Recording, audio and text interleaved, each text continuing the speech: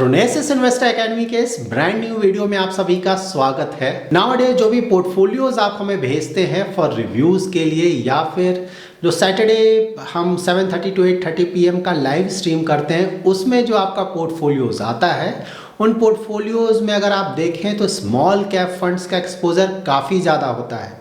In fact कुछ portfolios तो ऐसे होते हैं जिसमें सिर्फ स्मॉल कैप फंड्स में ही इन्वेस्टमेंट किया जाता है और साथ ही इन पोर्टफोलियोज में 3 to 4 स्मॉल कैप फंड्स में इन्वेस्टमेंट किया जाता है। हाल आपको इतना ज़्यादा इन्वेस्टर्स स्मॉल कैप फंड्स में इन्वेस्टमेंट करते हुए इसलिए मिलेंगे क्योंकि कोरोना पैंडेमिक के समय जो स्टॉक मार्केट्स में करेक्शन आया और उसके बाद जो बुल रन आया था उसमें स्मॉल कैप फंड्स का रिटर्न्स काफ़ी ज़्यादा था एंड ऑफ कोर्स मोस्टली इस हाई रिटर्न्स को देखकर इन्वेस्टर्स स्मॉल कैप फंड्स में इतना ज़्यादा एक्सपोजर ले रहे हैं। इस वीडियो में हम axis small cap fund and SBI small cap fund का डिटेल्ड कंपैरिजन करेंगे और इस कंपैरिजन को करते वक्त हम इन 3 चीज़ों के बारे में डिटेल में जानेंगे।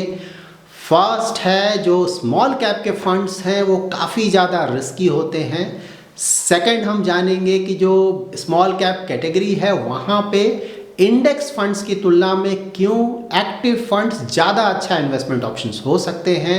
एंड थर्ड हम जानेंगे पोर्टफोलियो ओवरलैप के बारे में जिसके थ्रू हम ये जानेंगे कि क्या हम स्मॉल कैप कैटेगरी में 2 या मोर फंड्स में इन्वेस्ट कर सकते हैं।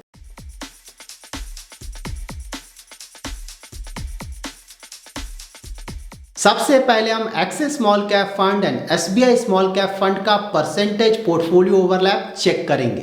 परसेंटेज पोर्टफोलियो ओवरलैप का मतलब ये हुआ कि इन दोनों फंड्स में कितने सारे स्टॉक्स जो है वो कॉमन है, दैट इज एक ही स्टॉक्स में इन दोनों फंड्स ने कितना ज़्यादा इन्वेस्ट किया है। पोर्टफोलियो ओवरलैप चेक करते वक्त आप ये ध्यान में रखें कि म्यूचुअल फंड के जो स्कीम्स हैं वो 30, 40, 50, 60 स्टॉक्स में अपना इन्वेस्टमेंट करते हैं। दैट्स वाई थोड़ा बहुत ओवरलैप चलता है, वो एक्सेप्टेबल है। तो अगर दो फंड्स में वो 20-30% के रेंज का ओवरलैप है तो उसे एक्सेप्टेबल माना जाएगा। लेकिन अगर ये ओवरलैप 40, 50 या 60% या उससे भी ज़्यादा है तो इस तरह के फंड्स को आइडली हमें अवॉइड करना चाहिए। दैट इज़ इस तरह के फंड्स को एक साथ हमें अपने पोर्टफोलियो में इंक्लूड नहीं करना चाहिए। So SBI and Axis small cap fund में टोटल 13 स्टॉक्स हैं जो कि कॉमन हैं। कुछ कॉमन स्टॉक्स हैं like Fine organic Industries, Narayana, Blue Star, Grindwell, Ahluwalia Contracts, Chemplast. और इन दोनों फंड्स का जो टोटल परसेंटेज पोर्टफोलियो ओवरलैप है वो है अबाउट 18% का,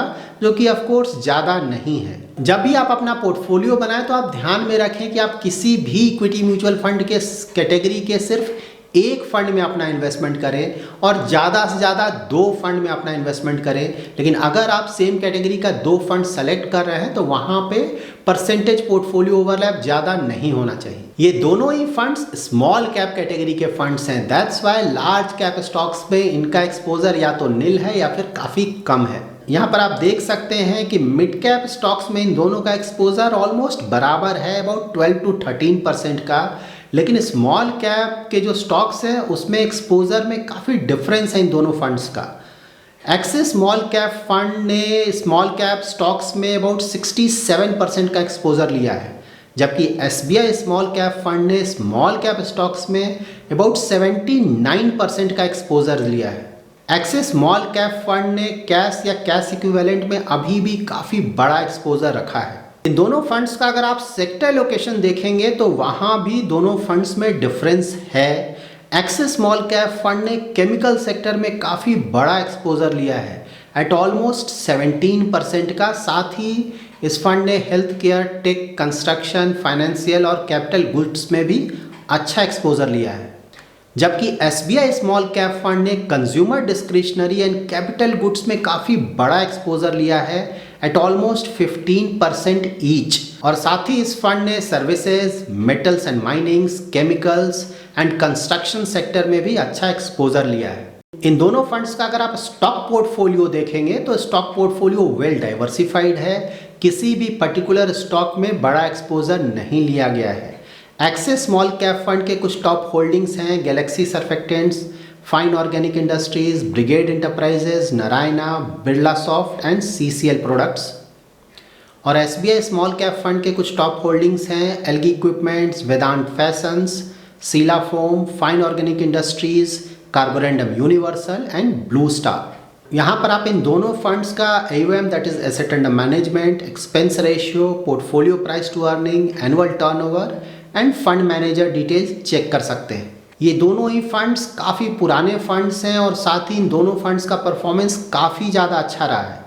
दैट्स वाई इन दोनों फंड्स का अगर आप AUM देखें तो AUM भी काफ़ी बड़ा है।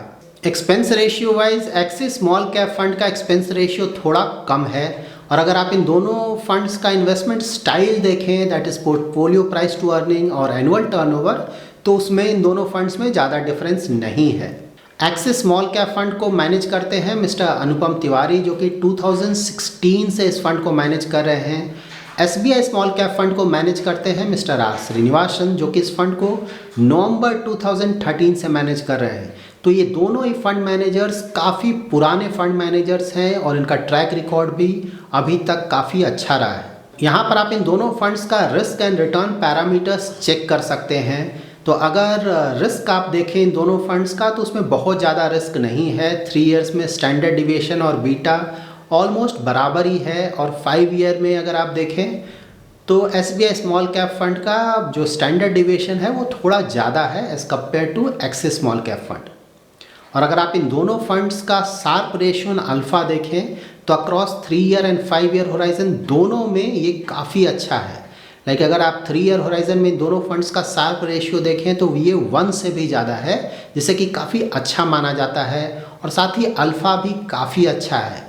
सिमिलरली 5 ईयर होराइजन में भी इन दोनों का शार्प रेशियो बुरा नहीं है और अल्फा तो काफ़ी ज़्यादा अच्छा है। सो ओवरऑल इन दोनों फंड्स ने काफ़ी अच्छा रिस्क एडजस्टेड रिटर्न जनरेट किया है। नाउ हम इन दोनों फंड्स का रिटर्न्स चेक करेंगे across 3 different dates that is current date, again 1 April 2020 and then 31 December 2019। इन तीनों डिफरेंट डेट्स पे इन फंड्स के रिटर्न्स को चेक करने से हमें 2 चीज़ें पता चलेंगी जिसके बारे में मैंने आपको वीडियो में शुरू में बताया था। That is small cap category के जो फंड्स होते हैं वो काफ़ी ज़्यादा रिस्की होते हैं और सेकंड हमें पता चलेगा कि क्यों हमें स्मॉल कैप कैटेगरी में इंडेक्स फंड्स में एक्सपोजर अवॉइड करना चाहिए और एक्टिवली मैनेज्ड फंड्स में अपना एक्सपोजर लेना चाहिए। यहाँ पर आप इन दोनों फंड्स का रिटर्न्स चेक कर सकते हैं एज ऑन 31 दिसंबर 2019। यहाँ पर अगर आप इन दोनों फंड्स का रिटर्न्स देखें तो रिटर्न्स अच्छा है। Like 3 year 5 year 10 year horizon में इनका रिटर्न्स काफ़ी अच्छा है। लेकिन अगर आप इन फंड्स के बेंचमार्क का रिटर्न देखें दैट इज़ इंडेक्स का रिटर्न देखें तो रिटर्न आपको बिल्कुल भी अच्छा नहीं लगेगा। यहाँ पर आप इन फंड्स का रिटर्न चेक कर सकते हैं एज ऑन 1 अप्रैल 2020। सो उस समय इन फंड्स का बेंचमार्क लास्ट 1 ईयर में 46 एंड 36% से गिरा था। उस समय 3 ईयर में भी इनका बेंचमार्क काफ़ी ज़्यादा गिरा था और 5 ईयर और 10 ईयर में भी बेंचमार्क का रिटर्न्स अच्छा नहीं था। और साथ ही इन दोनों फंड्स का भी अगर आप रिटर्न्स देखें तो 1 ईयर 3 ईयर 5 ईयर होराइजन में इनका रिटर्न्स भी अच्छा नहीं था। अभी तक हमने जो 2 डिफरेंट डेट्स पे रिटर्न्स चेक किया है उससे ये पता चलता है कि स्मॉल कैप कैटेगरी के फंड्स जब भी मार्केट में कोई बड़ा करेक्शंस आता है तो काफ़ी ज़्यादा गिरते हैं। दैट्स वाई मैंने आपको हमेशा बोला है कि अगर आपका इन्वेस्टमेंट होराइजन 10 ईयर्स या उससे ज़्यादा है और आप काफ़ी ज़्यादा रिस्क ले सकते हैं तभी आप स्मॉल कैप के फंड्स में इन्वेस्टमेंट करें, नहीं तो नहीं करें। और साथ ही आप ध्यान रखें कि आप कितना भी ज़्यादा रिस्क क्यों ना ले सकें या फिर आपका इन्वेस्टमेंट होराइजन कितना भी ज़्यादा लॉन्ग टर्म का क्यों ना हो, स्मॉल कैप फंड्स में काफ़ी ज़्यादा एक्सपोजर हमेशा अवॉइड करें।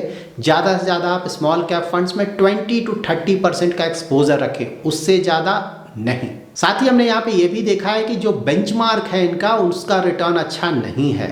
That's why small cap category में आपको ट्राई करना चाहिए कि आप एक्टिवली मैनेज फंड में अपना इन्वेस्टमेंट करें। ऑफकोर्स यहाँ पे आपको अच्छे क्वालिटी के फंड में अपना इन्वेस्टमेंट करना चाहिए जो कि लॉन्ग टर्म में काफ़ी अच्छा रिटर्न जनरेट करेगा और as compare to index fund या बेंचमार्क काफ़ी अच्छा अल्फा जनरेट करेगा। यहाँ पर आप इन दोनों फंड्स का लेटेस्ट डिटेल्स चेक कर सकते हैं। अगेन इन दोनों फंड्स का performance as compare to their benchmark काफ़ी ज़्यादा अच्छा है।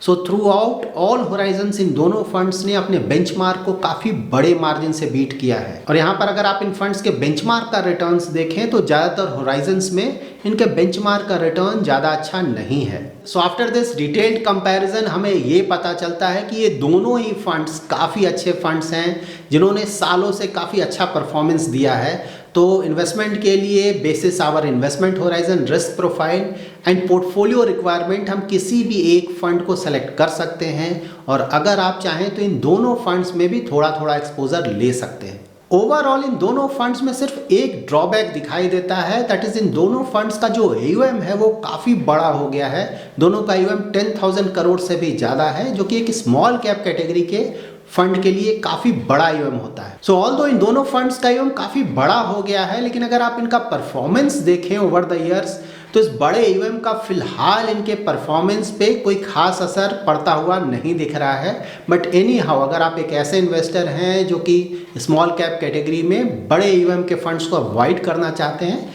तो आप इन दोनों फंड्स को अवॉइड कर सकते हैं। और हमारे पास 2 और 3 अच्छे फंड्स अवेलेबल हैं जिनका AUM भी छोटा है और परफॉर्मेंस वाइज भी वो अच्छे फंड्स हैं। So that's it in this video. अगर आपको ये वीडियो पसंद आया है तो जरूर लाइक एंड शेयर करें और अगर अभी तक आपने हमारा YouTube चैनल सब्सक्राइब नहीं किया है तो जरूर सब्सक्राइब करें। Thanks a lot for watching.